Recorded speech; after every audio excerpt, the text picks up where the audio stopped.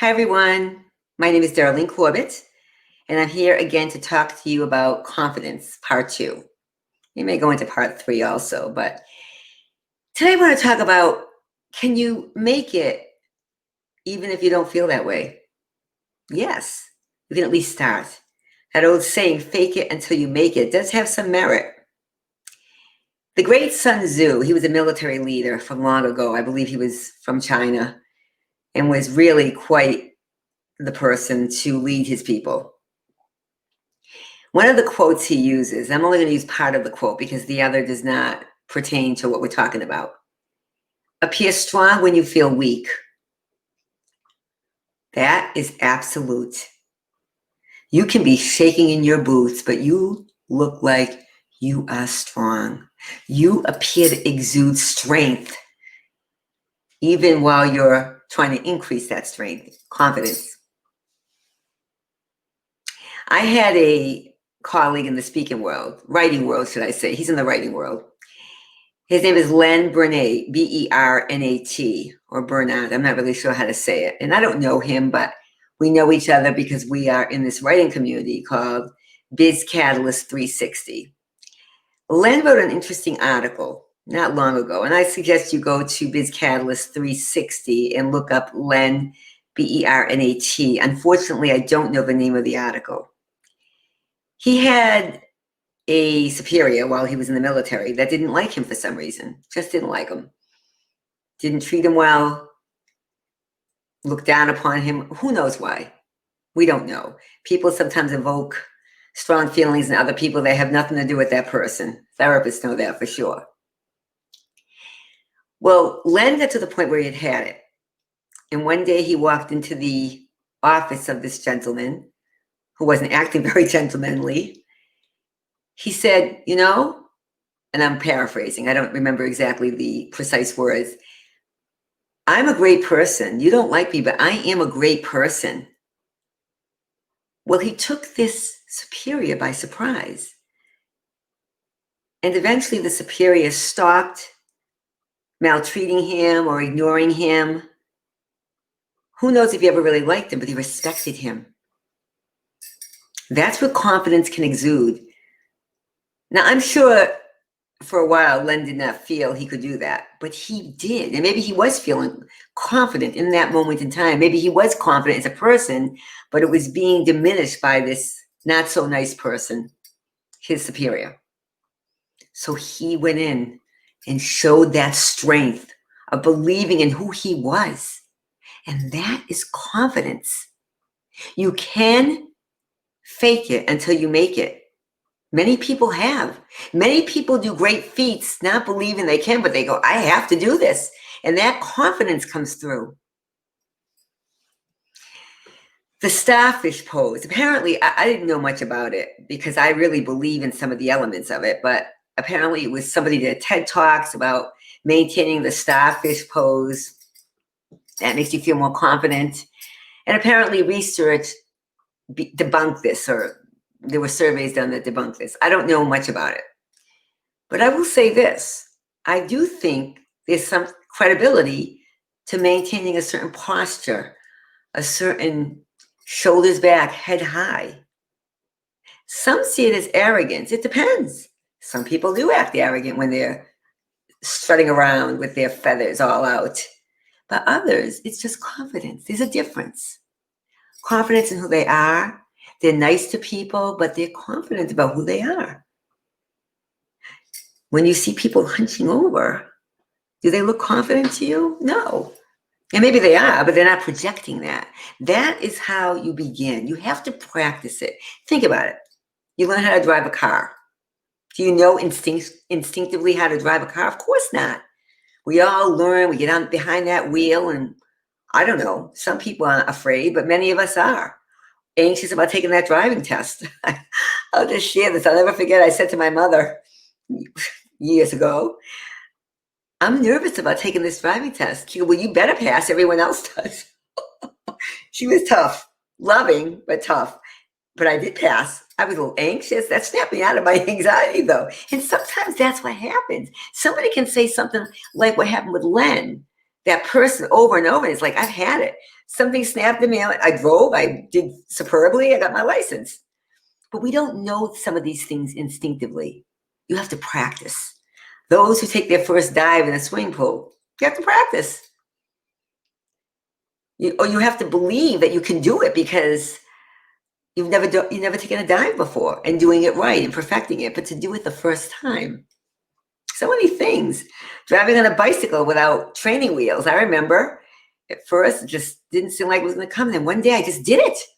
I balanced myself and did it. I believed I could do it, and I did. And I'm sure there was some muscular developmental things going on also. But the point is, there are some things you have to take the leap, even if you don't feel it's going to work. Confidence. What do you have to lose? Why not project it? When I used to speak many years ago, initially, I was not confident. My legs shook. I'll never forget. I got up in front of a church once. I don't know, there were probably 100 people there. I was so nervous, but I didn't project that. I wanted to get my message across. I was dying inside, but people came up to me and said, "Do you do public speaking?" I said, "No." Well, that was before I did. Same thing when I did it at Grand Rounds for the first time. I'm like, oh, why did I agree to do this in front of all the doctors? Some of them refer to me. First time, nervous wreck. I drove my poor husband crazy, saying, "I don't know why I'm doing this. Why did I volunteer?" I got paid too, but that didn't matter. And it went out really well. I was told. I felt it too eventually. The confidence came through. I knew my material. I did it again a few years later, still nervous because I was this was a little bit more, I don't want to say it was ambiguous, but I had to really put something together I hadn't spoken about in a while. I knew the material again, and the room was crowded. Grand Rounds was crowded for that. This wasn't a big auditorium, so I'm not, I don't want you to think I did this in front of thousands. This was a room, but a lot of people showed up. It went very well. I projected a confidence that I didn't feel right at the beginning, but boy, as soon as I started talking and knew my material and looked around, I felt more confident.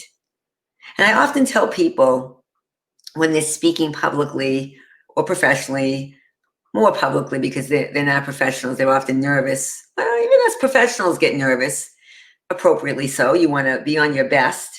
You want to give the best you can get. But to look around and look at people that are smiling. Now, some people don't smile and they're listening intently. I get that. I've had people tell me, "Darlene, just because they're looking at you intently, they're taking in the material, so they're not going to smile." I said, point well taken. But I always say, look for those that smile and nod their heads or are paying attention to you. You will feel more confident. Anything you do, look for those that give you support. And if they don't, you hold your head high, shoulders back, and that's the beginning of confidence. This is all about mindset, resetting it. Never going to do it, never going to do it. Well, you might not do it then. I'm going to do it like Muhammad Ali.